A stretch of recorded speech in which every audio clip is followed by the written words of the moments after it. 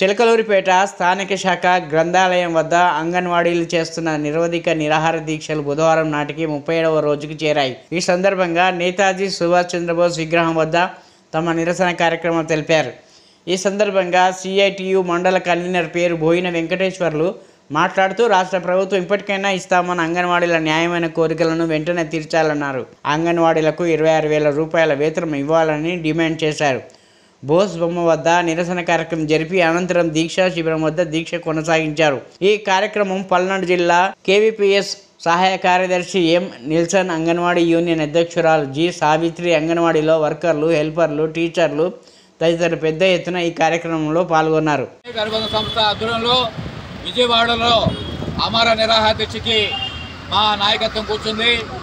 ఈ రోజుకైనా సరే ముఖ్యమంత్రి కళ్ళు తెరిచి ఆలోచిస్తాడని చెప్పి భావిస్తున్నాం. ఈరోజు సాయంత్రం లోపు చర్చలు జరిపి మా న్యాయమైన కోరికలు తీర్చాలని చెప్పి ఇంకోసారి ప్రభుత్వం దృష్టి తీసుకెళ్తున్నాం.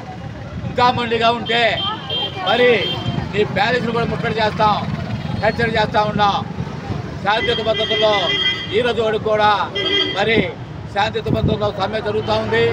మరి ప్రభుత్వం వైపు నుంచి, కలెక్టర్ వైపు నుంచి రాష్ట్రంలో ఉన్న అంగన్వాడీలు అందరూ కూడా తీసేస్తామని చెప్పి చెబుతూ ఉన్నాం.